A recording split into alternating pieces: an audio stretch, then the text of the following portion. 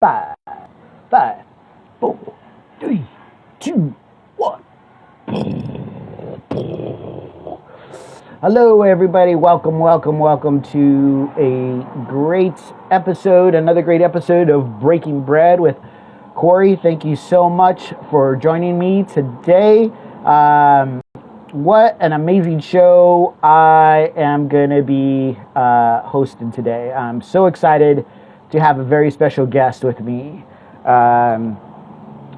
We all have been concentrating on wine these last few weeks, and I really wanted to shake things up, bring new flavor, highlight new culture, as well as something that I've basically been telling everybody from day one. And I'm so excited to bring this young lady on and share her story. It's going to be awesome. I am so stoked, and I'm drinking actually some of her beer right now in my Vader Luke Skywalker. This is my beer glass. This is the one I usually drink my beer glass. And we are going to be traveling to Vista California to Bare Roots Brewing Company. And I'm so excited to bring the lead brewer and manager, Miss Lu. I hope I say her last name right. Moceri. She will kill me when she gets on, when she shares the screen with me right now. I am horrible at names, but hopefully she'll correct me. I want to give the correct pronunciation. But anyways, I'm in the Pacific Northwest, California guy. Grew up with beer, with my grandfather. He always used to bring every Sunday, watching the ball game, bringing his cooler with his burgies. I don't know if they still even make burgies, if it still exists. But yeah, I was brought up in a beer family, drinking beer for games, Super Bowl Sundays and different other events. But beer was always part of my lifestyle besides wine. I always loved wine and beer. I always had the knack, and I usually, the type of beer I usually drink stouts and a lot of darker, if I drink IPAs, hoppier things. I like things with gusto. So I could drink it year round, and my wife usually thinks I'm pretty nuts. But yeah, I dig it all, and I'm so excited to bring Lu on. And so thank you all for joining me. I'm going to go ahead and switch it on over here. Let me see if I can put it on.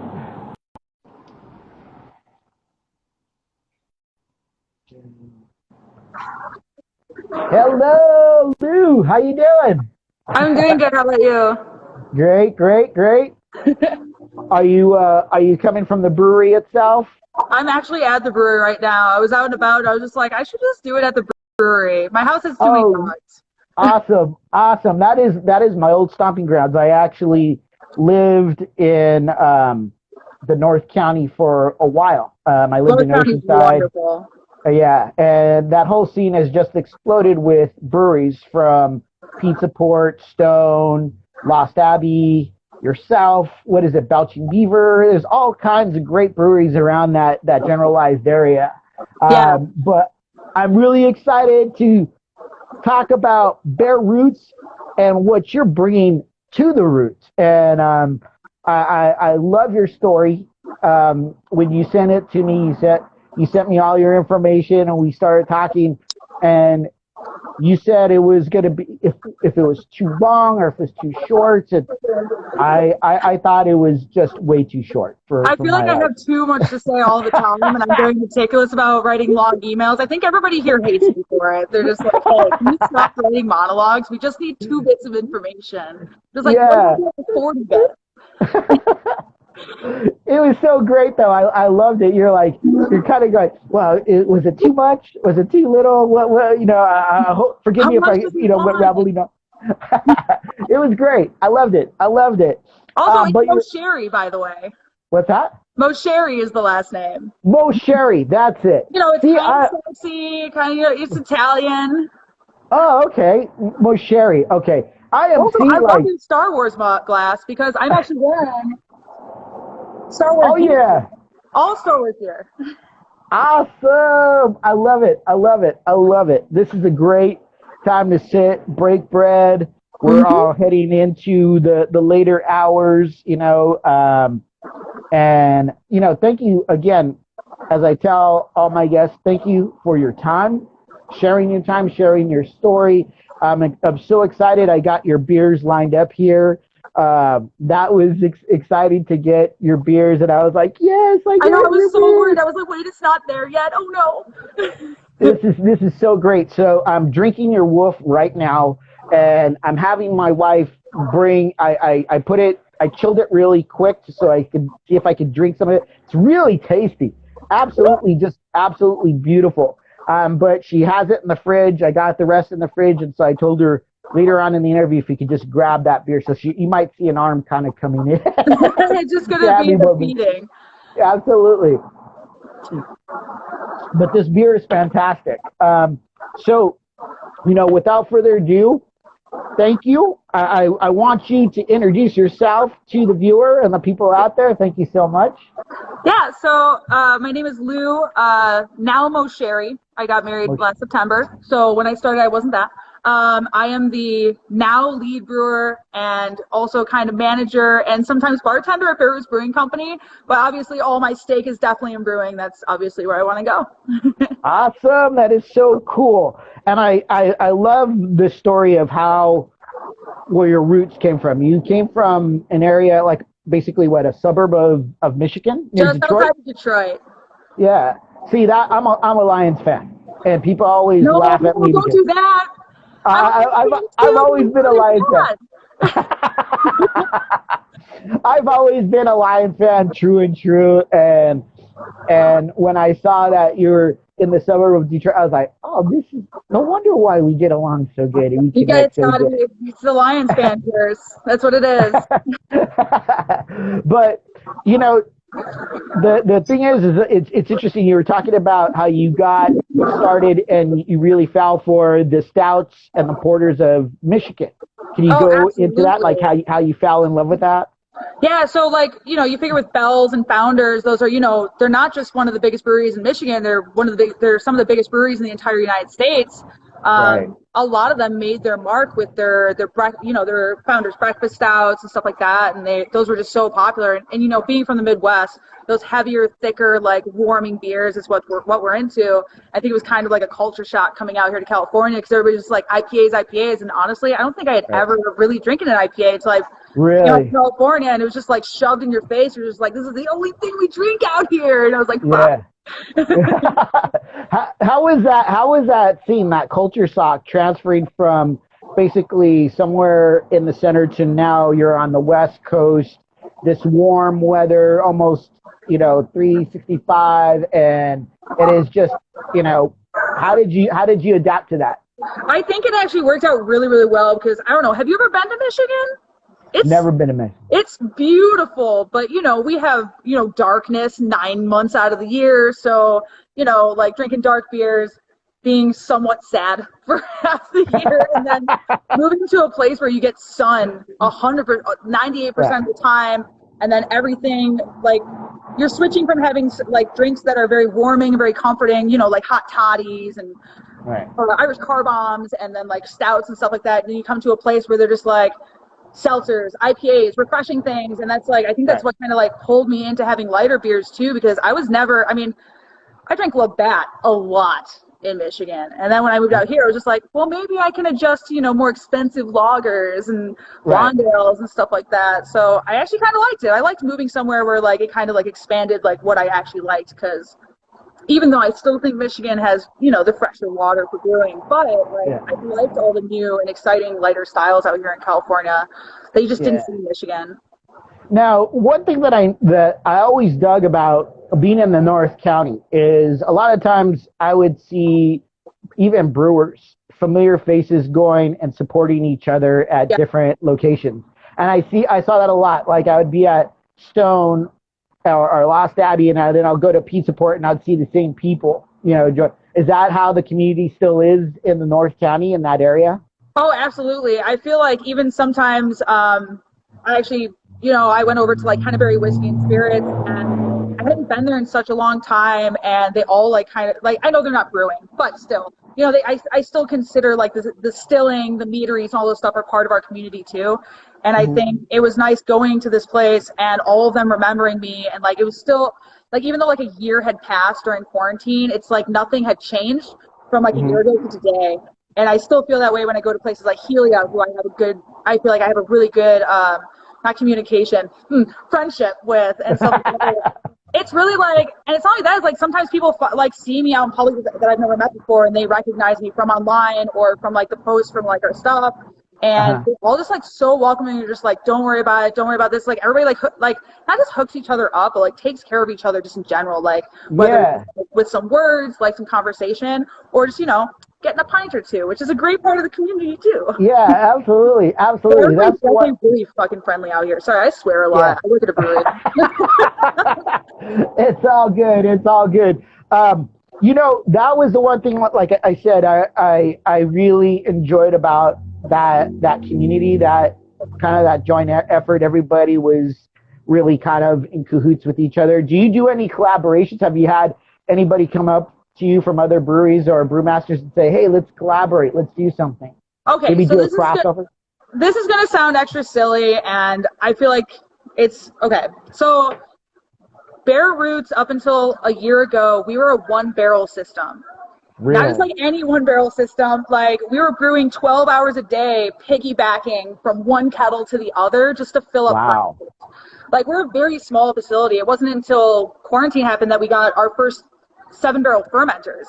We still have 2 barrels, 3 barrels, 4 barrels, and then we skipped to 7s. But like, if you've ever been, you're in Oregon, this place is tiny.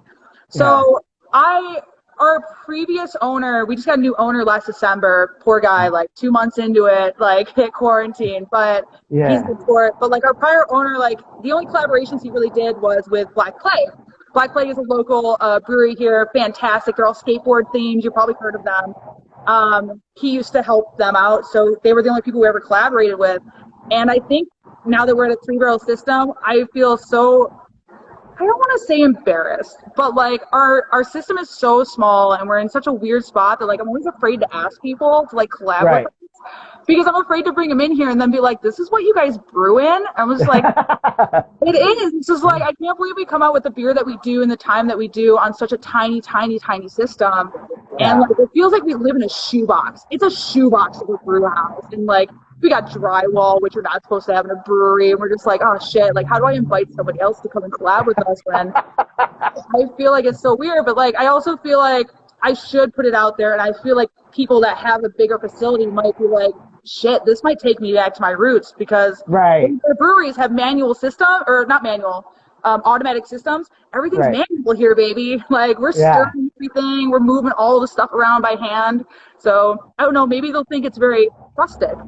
And I dig that about your beers, and you can definitely tell there's more, what I would say, more personality. You can definitely sense that feel inside your beers. And that's the one thing that, I mean, I think anybody would appreciate that. And I think maybe even want to collaborate because you have like this soul, this part of the industry that is more soul rather than it's just one big entity. You have something that has a little bit more soul to it. And I offer a lot of appreciation to that. I support that. You always want to support what I call the Davids. The Goliaths already have their few, but if you can support the Davids out there, those are the guys that you really want to support, and I love it. I love hearing that. And I was going to tell you, just to shout out, like I said, I have 2 brothers that live in the North County, and one is in Escondido, one's in Oceanside, and one of them is actually, what's that?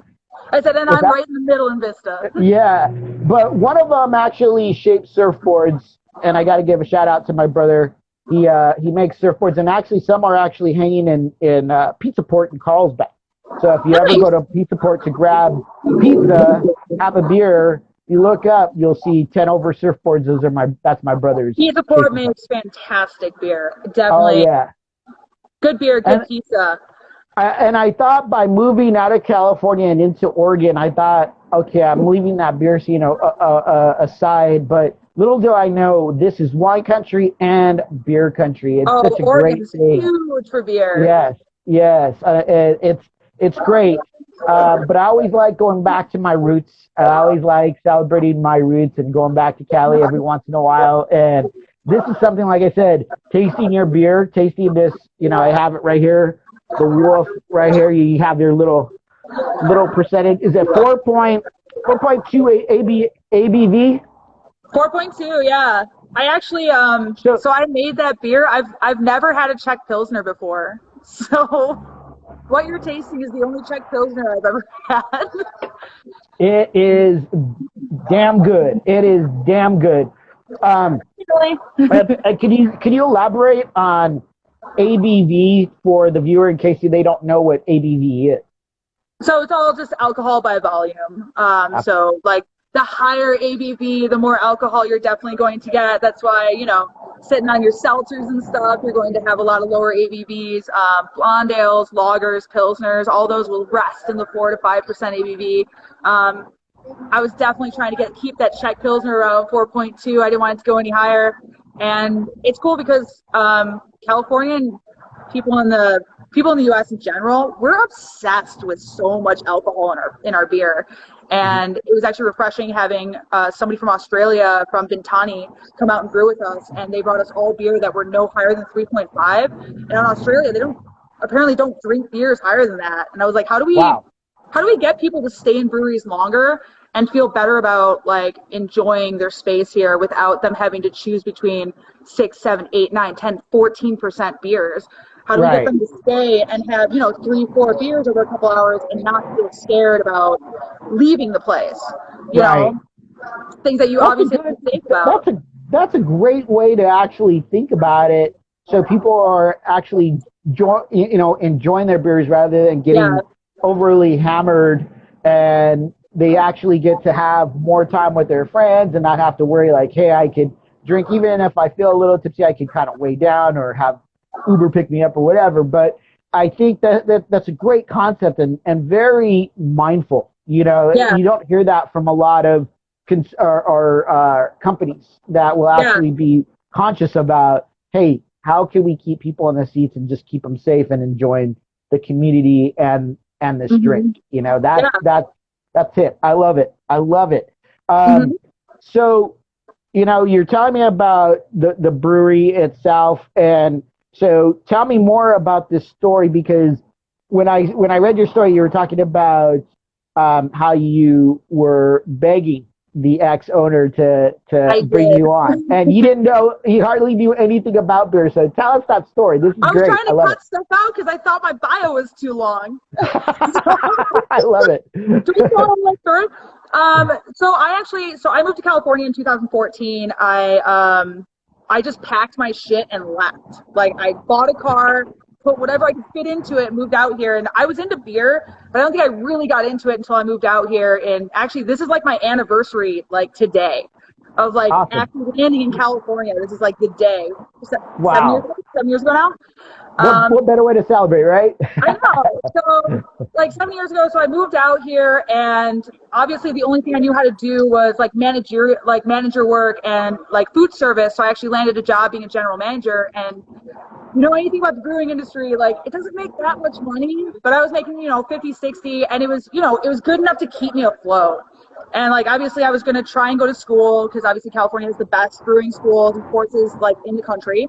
But like, never made time for it. And I started coming to Bare Roots after work religiously. Like, I moved to Vista, and it was on the way home, and I used to come here all the time for the past 4 years, I guess now. We've been open for 6, 7 years. And I just fell in love with the Bear Cookie Stout here. It was unlike anything I'd ever tasted in California, comparative to Michigan beers. And I got to know the owner, and I got to know all the staff, and I was really into this place. And like, me and my now husband, like, we both this is our spot. And about 4 years into being here, like the first year I came, they were looking for somebody to hire like just a bartender. And I was just like, I'm applying. He's like, I can't pay you what you get paid now. It was the difference between getting paid $9 an hour and like 25. So he was like, I can't afford you. And I was like, no. So I came back the next year when they were looking for an assistant brewer and they said no experience needed. And I was like, I have to ask him. I'm not just going to ask him. I'm going to fucking get on my knees if I have to. Because even though I have no experience, I'd done some home brewing. Like my friend bought me the Northern Brewer $500 kit. Shittiest beer ever. I made the worst beer at home.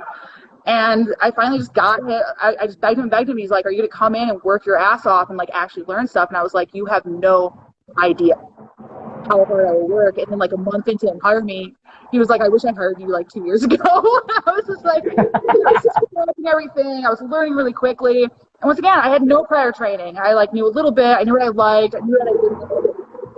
I mean, I wasn't even making my own recipes here at Bare Roots until quarantine. Like I was pretty much just following the recipes of Bare Roots and just brewing their beer. I was going to tell you, your audio is going in and out a little bit. No! Is it bad? There we go. There we go. I'm getting too animated. Hey, it's great. I love it. I love it. But yeah, if you like, I'm trying to make sure that everybody can hear it because I love your story and I love your energy. It's for some reason it's going in and out, and so I want to make sure that you get it. Maybe it's my shitty phone. Hold on. Let's try this again. There. Is it better now? It's good. It's good. I think it's when you move certain ways. I'm animated. Move it closer. Okay. Make sure it doesn't fall over. Okay. but okay, so keep on with the story. I love it. Oh, I mean, I think that was pretty much it. It's like I kind of got started like on a whim. And like I think I'm really lucky. A lot of people try and get into the industry, and just like any other job, people are just like, you have to have X amount of experience in this and this and this and that. And I think it's something that I also like. I got lucky and got hired on the same principles that I used to hire people when I was a manager. Where like even though they didn't have experience, it's sometimes the people that don't know what they're doing that are going to work the hardest to be in that position. Not all the time. You can definitely get some really terrible beginners. I've hired some people here where I was just like, oh shit, I messed up. But you never really know, like, how is a 15-minute interview going to tell you everything that you know about somebody? But like, I've been coming here for so long, and I think like between my husband coming in without me and telling him that I was going to be a hard worker, and me begging like a child, I was just like, I promise you will never regret hiring me. And I think at this point, it's just like, I'm really glad it happened. And like, I've been told by them, like, I'm really glad that you came on board because we've changed how the menu goes. And like, we're introducing so many new beers constantly now and just really pushing the limits to ourselves. And me and the head brewer, Ben, like even him is like, I feel like we're like teaching each other constantly. So like we were both coming from like weird beer related backgrounds, or he was, and then me, I don't know, I just came here and here I am. So what did you find the most like the hardest thing? What did you find the hardest thing about brewing? What did you find what was the easiest thing about brewing? What was that you were like, oh my gosh, this is easy? Oh, that's so complicated, because going from a 1-barrel system to a 2-barrel system, honestly, I might send you a picture later that I think I still have of how convoluted this tube system was on our original system. It looked like one of those puzzle balls that are all tubes, and they're just like, oh, unraveling. I was just like, that is what the tubing looked like on the original one. And I think so my head brewer, he always told me penguin slides, like everything should just flow together through all the tubes into different pots and everything like that. It took me a while to like get used to that concept. And honestly, I think the hardest thing about brewing is the wait. Is making something that you've either never made before, well, definitely something that you've never made before, and then having to wait 18 days to see if it actually tastes good. Right. And then you're like, what if it doesn't taste good? And luckily, we've only had like 5 instances where we come out with something that was terrible. But for the most part, it's like, I think the waiting is the hardest part of brewing. I bet. I love all the technical stuff and the cleaning. That's fine too. It's just waiting. I hate waiting. I hate waiting for beer to come out. The Czech Pilsner, I had to push off a whole week to let it lager some more, and I was just like, no. So what are you what are you really trying to specialize in? What is your craftiness? Where do you want your expertise to go, or where do you want your vision to go as what type of beers you want to head to? So this totally sucks, but I wanted to be a stout. I wanted to bring Michigan style stouts to California because no offense to anybody, but I think a lot of California stouts tend to be very watered down. They kind of taste more like porters to me. Like I don't think that California really likes dessert stouts as much as I thought they would. And I think Michigan Right. kind of banks on that. And I really Right. wanted to make stouts that I would enjoy. And I tried to make a stout 2 years ago. That was a cherry cordial stout. It's my dream stout. Tasted like cough syrup, straight up. Worst fucking beer. But I tried. But you know what? I knew I did a bad thing, and I came back and I did it again this last year, and I made a blueberry stout that turned out phenomenal. Shout out to Dark Horse Brewing Company in Michigan, who makes the Trace Blueberry Stout, which is what I based it off of. But then I kind of like fell into doing hazies. I don't know how this happened, but I somehow started making really good hazies here. So Pineapple Express, which I sent you, is one of our most popular beers. It is our most Right popular, here. period. Right Yeah, here. fantastic fucking beer. Not my recipe. It's an original recipe from Bare Roots. But I think I kind of wanted to make something better. Like, everybody loves Pineapple. To me, I need mine a little less bitter. So I started making hazies that I enjoyed. So I sent you Captain's Orders, which is my recipe, which is a hazy pale ale. Just a nice, that's what I'm drinking actually. It's Nice. my hazy pale ale. We're making milkshake IPAs right now, which I'm totally into, so I'm into those.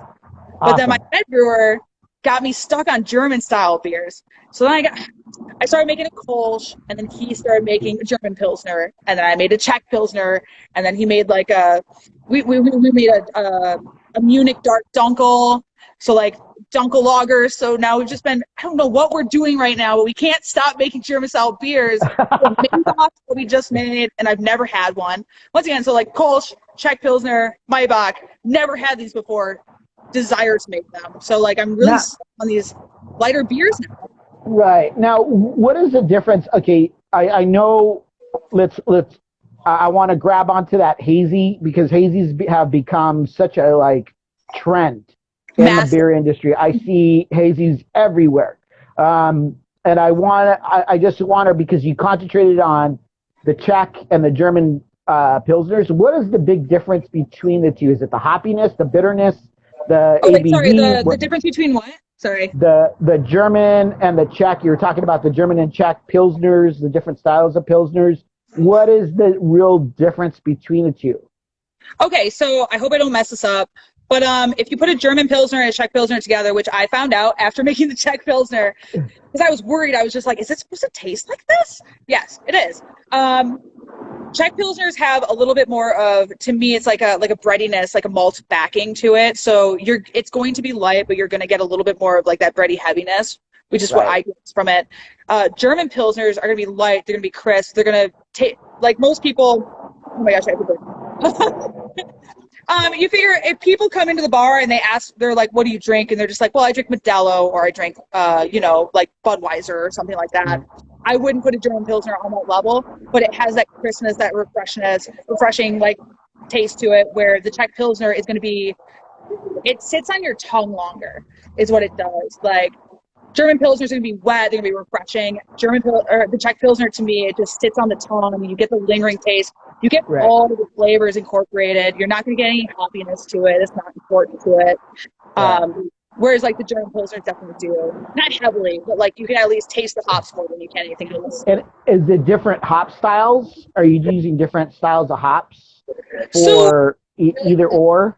So technically, when you're making European style beers, based on what I look up, once again, I'm not an expert. Somebody put me back here and they messed up. All right, so it's their funeral. So a lot of the styles, to me, from what I research when I go to make them, is that when you're making a lot of the European style beers, so the German Pilsner, the Czech Pilsner, the Maybachs and stuff like that, a lot of them request that you use noble hops, and a lot of the noble hops in Europe are like Hallertauers and like Tettnang. They're very basic, very European hops. So actually, I can't remember what's in Blitzbar, which is our German Pilsner, because that's what my head brewer makes. That's his Pilsner. But Okay. for my Pilsner, I actually pulled Czech hops directly from there, because a lot of them say that if you're going to make a Czech Pilsner, you should use those hops. But Styrian Wolf, which is what I use in it, isn't necessarily like an original noble Czech hop. Like, it would be something a little bit more mellow. This one's supposed to have like just the faintest hint of like sweetness and strawberry to it that I just wanted to kind of throw into something that I'd never done before. So those are my differences. No, See? I like it. And now you gave that little explanation on between German and Czech. Now let's go back to the hazy, because I know, like, you know, I've tasted everything. I love sours, but then as soon as I started, especially when I moved to Oregon, everybody was like, "Oh, you got to try these. You know, they're producing these hazies. This brewery's," and I was like, "What is the hazy?" So, could you explain what a hazy is? Oh, hazy IPA? Yeah. Or just a hazy in general? Okay. You can go IPA or just in general too. Okay. So hazies, I know you mentioned like you wanted to talk a little bit more about ABVs, but ABVs are just, they span across every single style, obviously. Right. And like beer is growing at a level that like a lot of like the styles are very subjective.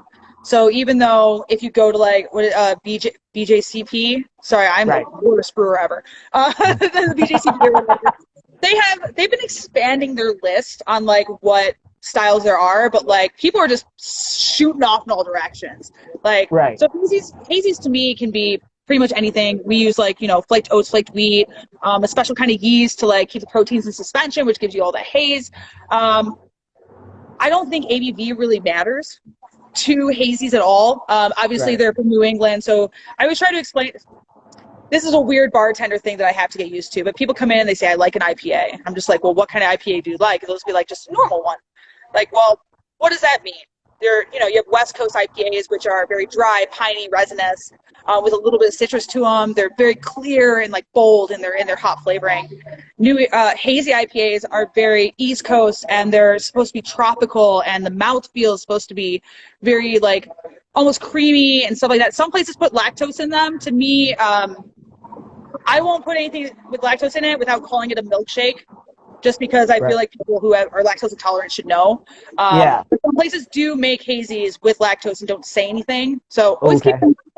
And then right in the middle are American IPAs. And American IPAs can be like a combination of both of them, like unfiltered, piney, and sweet. But like, I think when it comes to IPAs, it really doesn't matter what the ABV is unless you get down to like 4%, 5%, and then you're like a session IPA. And I believe it was Bell's Brewing Company who actually did the all-day. Is it the all-day session IPA? Chris, is it the all-day session? Yeah, all-day session IPA, which is like the original like hit the ground running for IPAs or session IPAs in the U.S. in general. I think it was. Right. Making sure. You had, or did I just talk? No, you know what? You just talked. It was great. I loved it. No, just kidding. No, it was great. You answered all the questions. It's been great.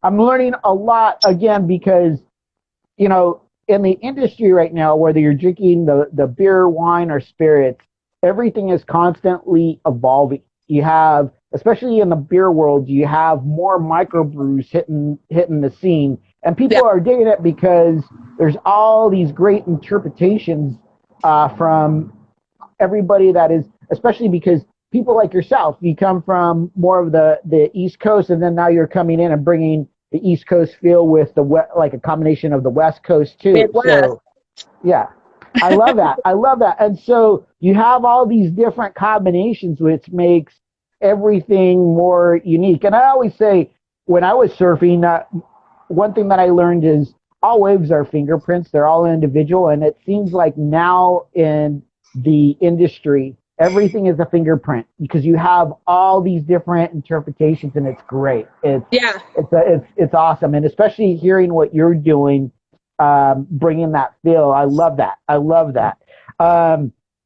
So I want to go in because I'm drinking your Wolf, and it's 4.2. And can you go in and talk about this beer? It's delicious. It's absolutely delicious. I'm drinking it right now. Yeah, so I think I babbled about it a little bit earlier, but I'm going to continue. So Wolf was just kind of an idea I had. We were trying to look for just new hops.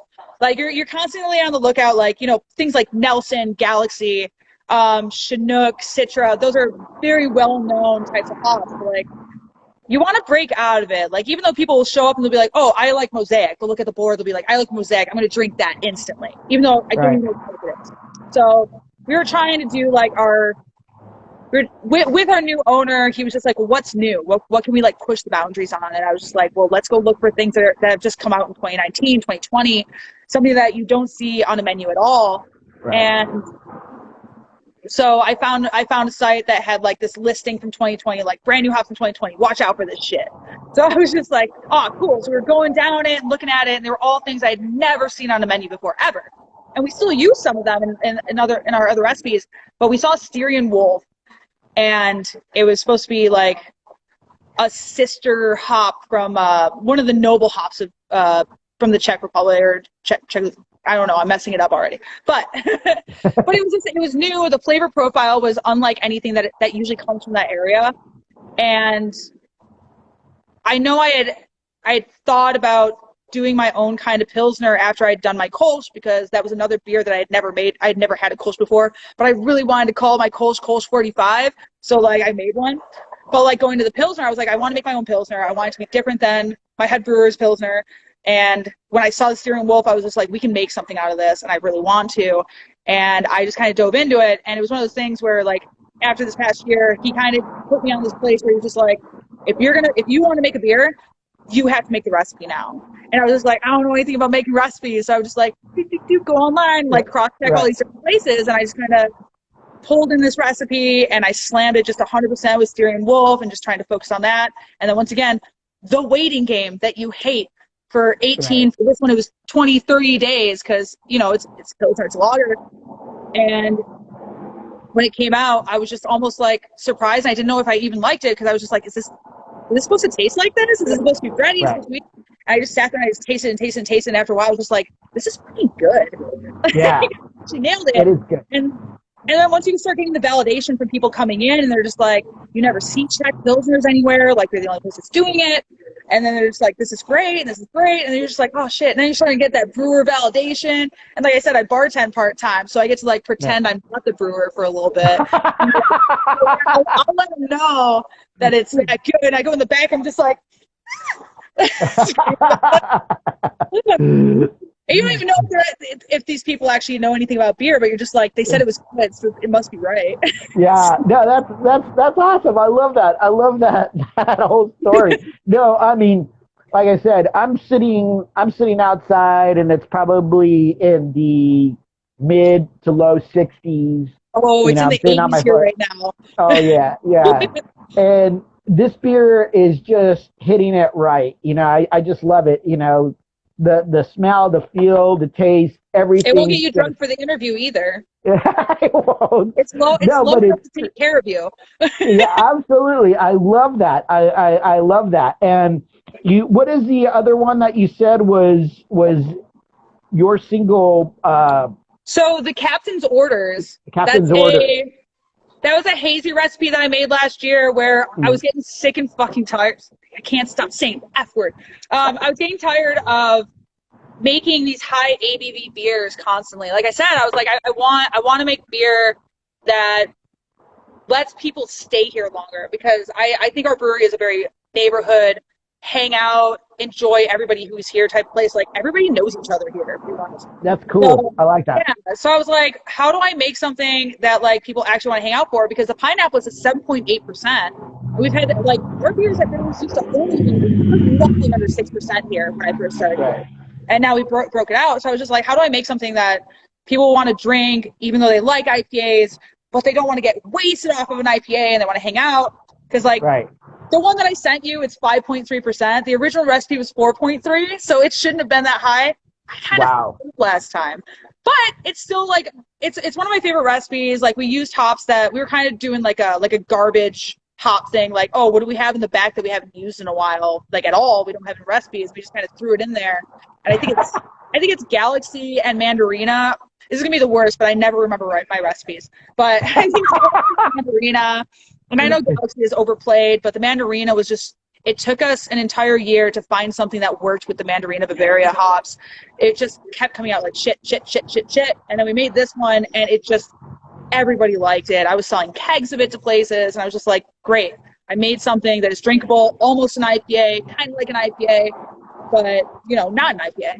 And it's actually what I'm drinking right now. It's my go-to beer. This is the second time I've ever made it. We made it last year, waited a year, and then made it again. And I was just like, I'm so happy it's back on tap. That's awesome. I love it. I love the energy. I love what you're talking about. I love that you're bringing a whole new different variety out there, a whole new different uniqueness to brewing, throwing things together. I love it. I love it. I was just going to say, if you are just joining us right now, I'm sitting down, and you got to say your last name because I'll burst it. But I am joined with Lu Moceri.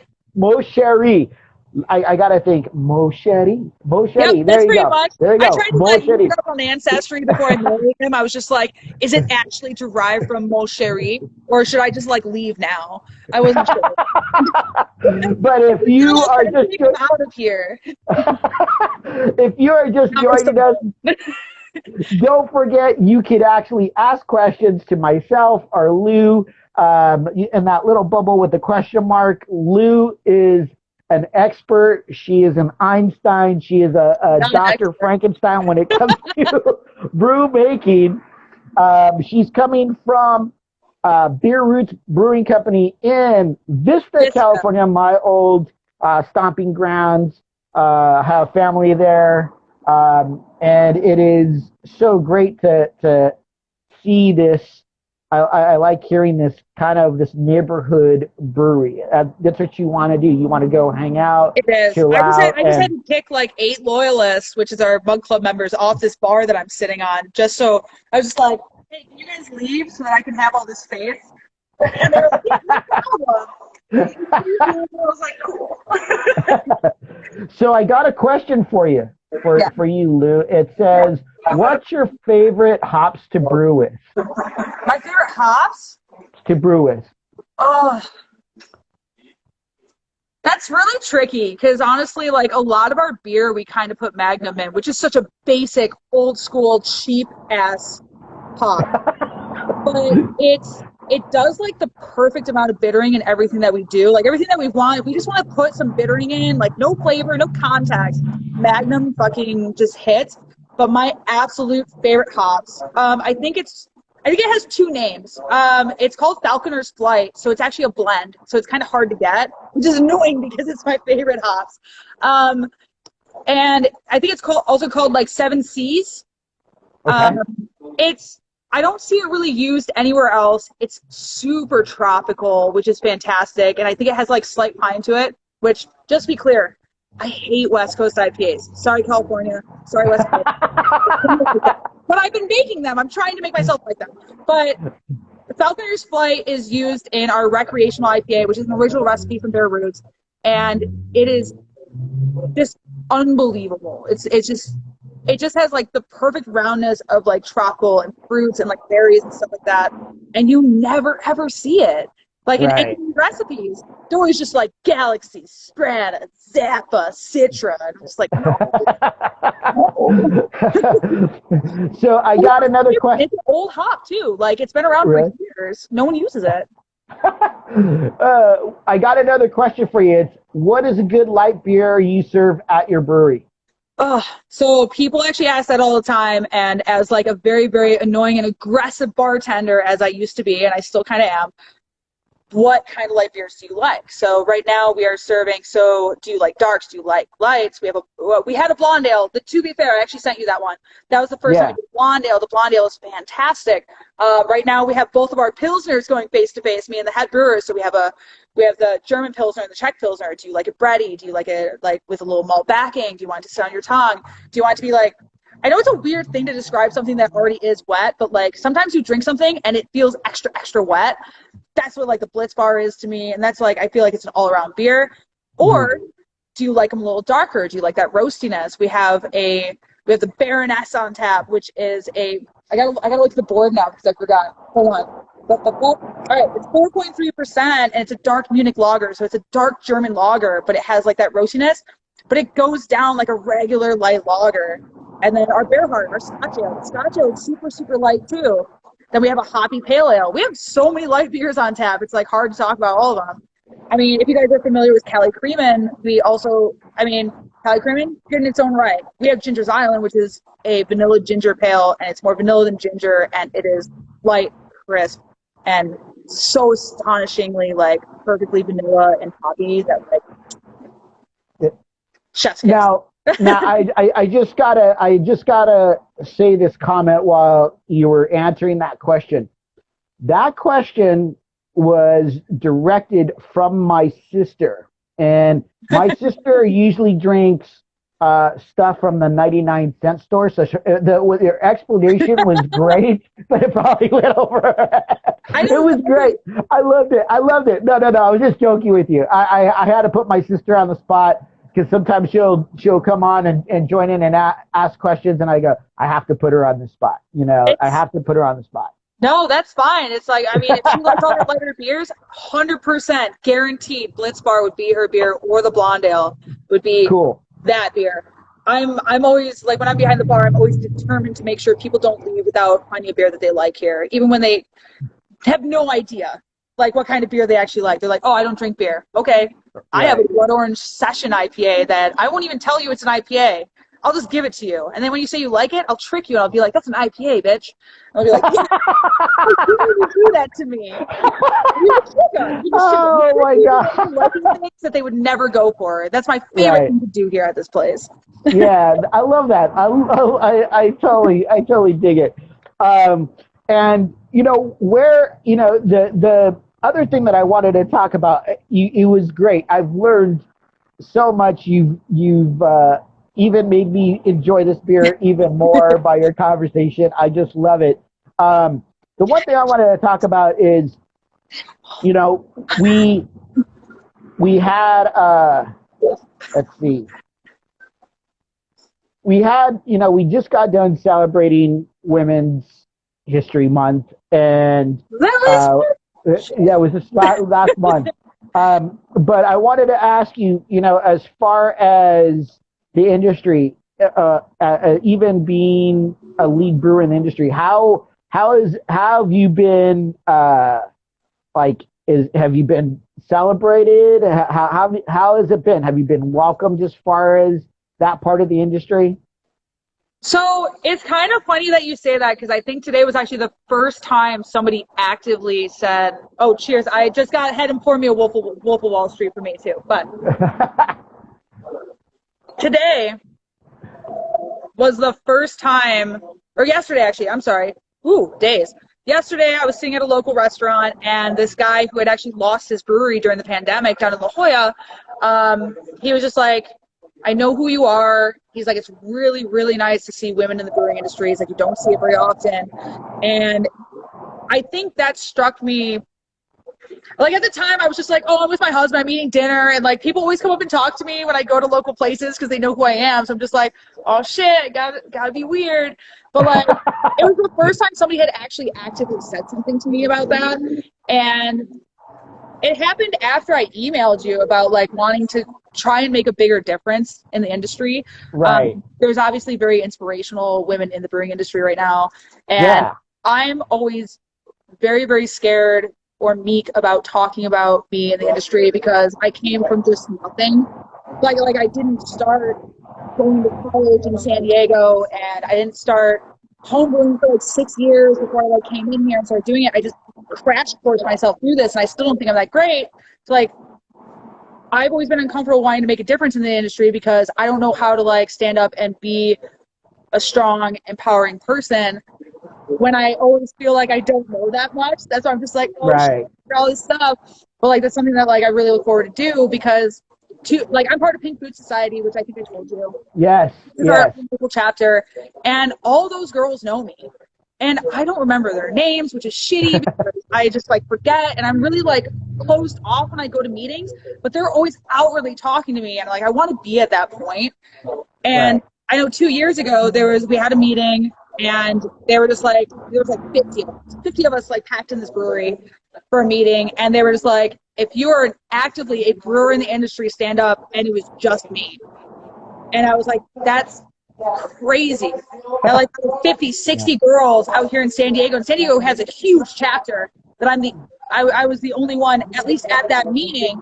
And then I went back and they said that only like 3%, 3 to 7% or whatever in the entire US, or even in the Pink Boots, are women.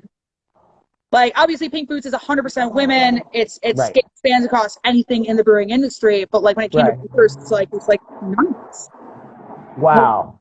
What do I do about that? How do like you encourage people? Yeah. It's like women, but like, you know, they say like, you know, brewing and like the brewing industry is like very like particular to a very, very specific like looking people.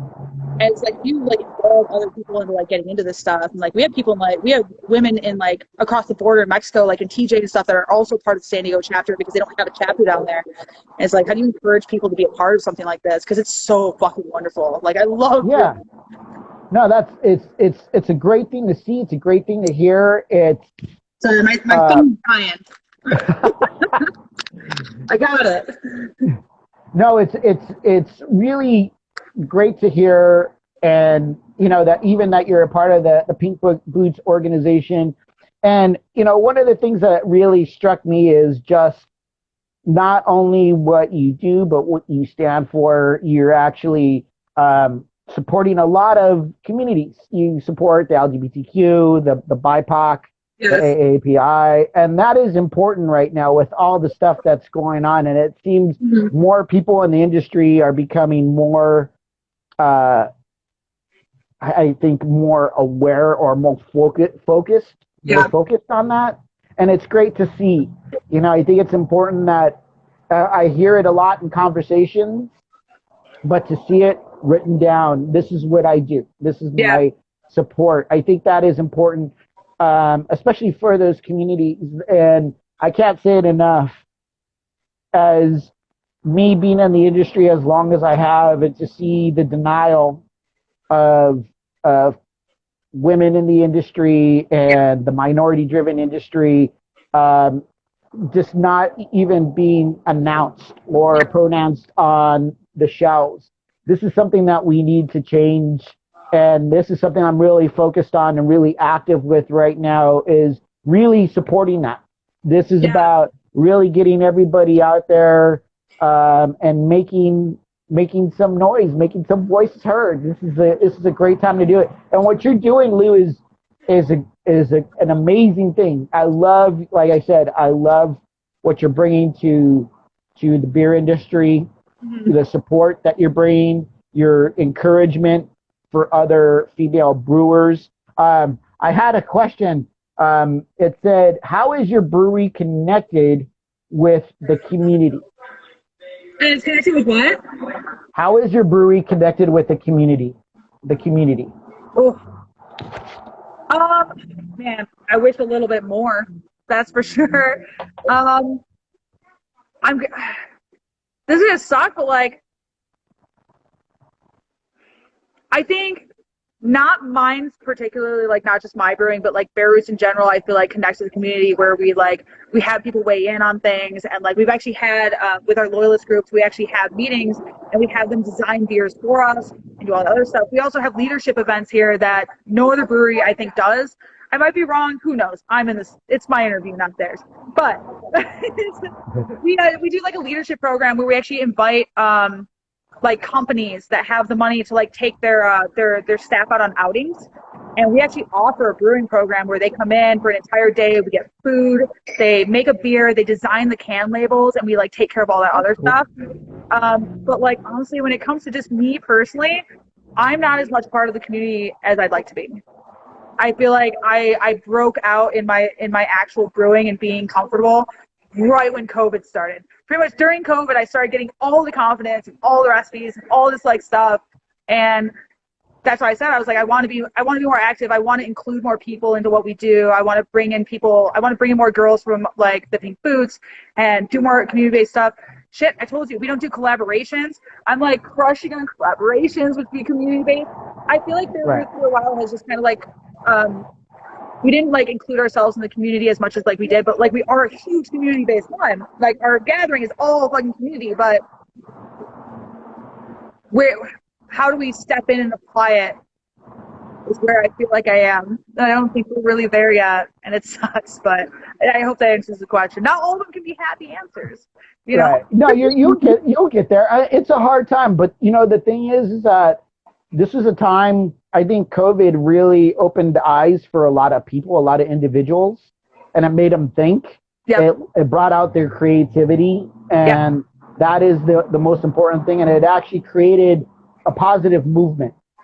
We marched this summer, and we need to keep on marching in our own ways. We all got to take our own route to continue that march and keep that foot on the pedal and really, do something positive. And I like even the truth, the honesty, because it's like, I need to do more. I wish I could find to do more. And so I know we're getting close to ending our time. Has it already been an hour? It's already almost been an hour. I'm literally talking for like 20 minutes. He's gonna get sick of me. Now it's like fucking 6 o'clock. Yeah. No, but again, I want to say it to you. Thank you for your time. Thank you for what you do as an individual with you're creating something. Whether you see it or not, you're creating a movement, and other females, other women out there are looking, and they're going to see this and they're going to go, I want to do that. She's she's paving the way for me. She's the trailblazer for us. That's what I want. Yeah, that's the thing that we all got to do. We all got to keep that help support, make those voices heard. That's the most important thing. And I'm gonna give you one more question, but where can we find Lou? Where can we find you at? Where is Bare Roots Brewing? Where is the location at? Like our actual brewery? Yeah. Yeah, so we're in Vista, close to downtown. We're on South Santa Fe. We're actually across from a tire shop that every time people are waiting to get their car fixed, they come over here and hang out with us every day. Awesome. Like, a lot of our morning crew are all people being like, shit, my car's getting fixed. Can I drink? I'm like, absolutely, but not too many, because it sounds like you have to drive. Yeah. We're close to downtown Vista, like historic Vista, I think they call it. Sorry, I'm not. Is it near the village? Is it near the village? Very close to downtown Vista Village, which is beautiful because they just redid all the roads. They're building new condos, which I know people will hate, but a lot of the businesses are getting a lot more boom, and everything's moving up here. Like the past 5 years I've lived here is just like, whew, it's so much different. If you haven't been here in a while, shit, when you come here, you won't even know where you are. That's hilarious. I just got to give you fair warning, because like I told you, I have family members out there. You might have a rate of people coming to your brewery soon, so I just want to let you know. I hope so. They should make sure I'm here, because if I'm bartending, which I do about 2 days a week, one day a week, I have made some agreements with the owner about bartending, because he loves me behind the bar. So come when I come, I'll talk your ear off like I do now. Like I don't shut up, but you're gonna get the perfect beer for you. Awesome. And do you have certain days that you bartend? What was that? Do you have certain days that you bartend? Oh, I don't know. So my entire schedule is based off the brew schedule. So if the brew schedule tells me I have to brew 4 days, like Monday through Thursday, I'm brewing Monday through Thursday. And sometimes they'll be like, but you should bartend on Friday because it's going to be a good day. And be like, all right. Do it. Good weather and shitty. Schedule, but welcome to my life as a brewer. So I'm going to end with this last and final question. And like I said, I've been giving it to all my talent, the people that I've been sitting with, the ambassadors. I consider you an ambassador. You're an ambassador for the industry. Thank you. But what would you like to say? What advice would you like to give to the future female brewers out there, whether they are in the beginning, in the middle, or at the crossroads? What advice would you like to give them as far as, hey, Let's do it. What advice? My phone will not stop falling over for the last 4 minutes. But I think it's just, you fight for it. I think a lot of, not just women, I think a lot of people that aren't the general demographic of, the brewing industry, struggle trying to fit their way into this industry because it's. Okay. Wait 1 second. I'm gonna, just to let everybody know, we are gonna cut off for in 13 seconds. What I'm gonna do is I'm gonna end it, and then I'm gonna bring Lou back on. Just wait right there. If you can reconnect with us, it's gonna end in just